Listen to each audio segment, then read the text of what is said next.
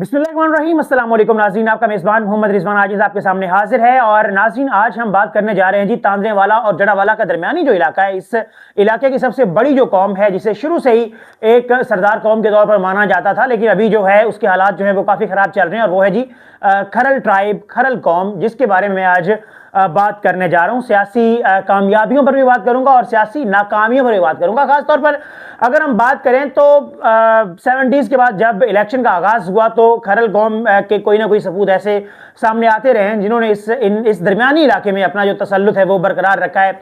कभी राय असलम की शक्ल में, कभी राय आरिफ हुसैन की शक्ल में, कभी राय मतलब मुख्तलिफ जो खरल सपूत है, राय नवाज, राय एजाज हुसैन, राय उस्मान खान खरल और राय हैदर अली खान की शक्ल में खरल कौम जो है उन्होंने अपना तसल्लुत जो है इस इलाके पर कायम रखा है। लेकिन अब वो वक्त आ गया है जब खरल कौम सियासत से दूर हटती हुई नजर आ रही है। दूर हटने का मतलब यह है कि जो कभी खुद एमपी और एमएनए हुआ करते थे, अब खुद जो हैं दूसरों के वोटर्स और सपोर्टर्स की हैसियत इख्तियार कर चुके हैं। और ये मैं बिला वजह ये बात नहीं कर रहा हूं, बल्कि पूरे वसूख के साथ बात कर रहा हूं। और इसमें कसूरवार सिर्फ जो कैंडिडेट्स थे, जो खरल कौम के बड़े सियासतदान थे, वही नहीं है, बल्कि होल जो नेशन है, पूरा ट्राइब जो है, पूरा कबीला जो है खरल कबीला, ये सारा इसमें मुकम्मल तौर पर कसूरवार है। क्योंकि जब भी कोई बड़ा इलेक्शन जिसने भी लड़ना हो, और जाहिर सी बात है वो कौम की कौमियत की बुनियाद पर इलेक्शन लड़ता है। तो खरल कौम जो है उन्होंने हमेशा लेग पुलिंग के जरिए अपने ही लोगों को हराने की कोशिश की है। लेकिन ये अगले व्लॉग में इसके ऊपर मैं बात करूंगा, कौन किसको कब हरा रहा था और किसने किसकी लेग पुलिंग की है। ये बात जो है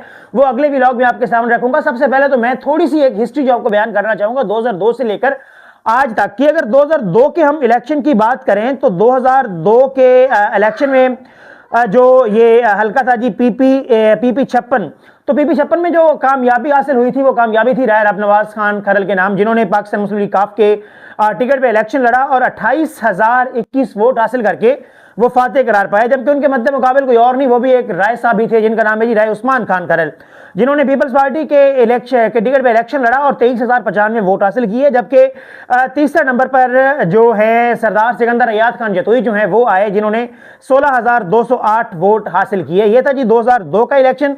अब बात करते हैं जी 2008 के इलेक्शन की। 2008 के इलेक्शन में भी जनाब जो कामयाबी थी वो खरल कौम के हिस्से में आई, और कामयाब होने वाले कैंडिडेट का नाम था जी राय एजाज हुसैन खरल, जिन्होंने 31,000 वोट हासिल किए और मुस्लिम लीग काफ के टिकट से इलेक्शन लड़े। दूसरे नंबर पर सरदार सिकंदर अयाद खान जतोई आए, जिन्होंने नून लीग के टिकट पर 24,000 वोट हासिल करके दूसरी पोजीशन हासिल की। और राय नवाज जो है 2002 के फातेह जो थे 2008 में वो तीसरे नंबर पर रहे और 17,138 वोट उन्होंने हासिल किए। उसके बाद इलेक्शन आता है जी 2013 का। तो 2013 में इंडिपेंडेंट हैसियत में इलेक्शन लड़ने वाले जनाब राय उस्मान खान खरल जो हैं वो इलेक्शन जीत जाते हैं। उसके बाद सरदार सिकंदर अयाद खान जतोई जो हैं वो भी इंडिपेंडेंट लड़ते हैं और 22,000 वोट हासिल करके दूसरे नंबर पर रहते हैं। और राय अब्दुल कादिर खान खरल जो पहली बार ये इलेक्शन लड़ रहे थे, कोई भी इलेक्शन पहली बार लड़ रहे थे, और उन्होंने हासिल किए थे जी 13,442 वोट। उसके बाद आता है जी इलेक्शन 2013 का।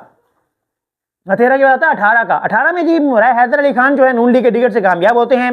गुलाम हैदर बारी दूसरे नंबर पर आते हैं और राय हैदर अली खान जो है वो तीसरे नंबर पर, और राय शहबाज कलियार चौथे नंबर पर रहते हैं। जो 2013 तक इलेक्शन की ये सूरत हाल थी पीपी 56 के हवाले से। तो 2013 तक 18 में भी मतलब कि जो कामयाबियां हैं वो नून लीग के यानी कि खरल कौम के हिस्से में आई हैं। और 2002 से लेकर 2018 तक खरल कौम जो है यहाँ से मैदान मारती रही है। अब ऐसा क्या हुआ है कि खरल कौम जो है वो बहुत पीछे चली गई है। इसमें मेन वजूहात जो हैं उनमें सबसे बड़ी वजह है जी खरल कौम की अपनी मुनाफकत। अगर ये अल्फाज बुरे लगे तो उसके लिए पेश की माजरत, लेकिन ये खरल कौम की अपनी जो मुनाफकत है उसकी वजह से खरल कौम जो है वो पीछे हटती हुई नजर आ रही है। और मुख्तलिफ चाहे सियासी फोरम्स हों, चाहे वो मुआशरती फोरम्स हों, तो वहां पर खरल कौम की जो अपीरियंस है, जो उनकी मतलब कि उनकी मौजूदगी है, वो कम से कम तर होती हुई नजर आ रही है। मैं रात को ये एक पोस्ट पे अपनी पोस्ट पे कमेंट पढ़ रहा था कि 25 देहात के वोट जो हैं वो डायरेक्टली बिलाल बदर चौधरी साहब को दिलवाए गए थे राय उस्मान खान खरल की जानिब से। तो मैंने रात को यह सवाल उठाया था कि उन 25 देहात के वोटर्स की बुनियाद पर राय उस्मान खान खरल ये इलेक्शन खुद भी लड़ सकते थे, तो उनको लड़ना चाहिए था और एग्जिस्ट करना चाहिए था। लेकिन अब नजर ये आ रहा है कि खरल कौम जो है इस इलाके की सियासत में कहीं पर एग्जिस्ट करती हुई भी नजर नहीं आएगी। इसके ऊपर तफसीली व्लॉग जो है वो कल आपको दोबारा इसी टाइम पे इससे आगे का जो सूरत हाल है, जो सिनेरियो है, उससे आगाह करेंगे और बताएंगे कि कौन से कैंडिडेट्स ने, खरल कैंडिडेट्स ने कौन से खरल कैंडिडेट्स को हराने के लिए साजिशें की,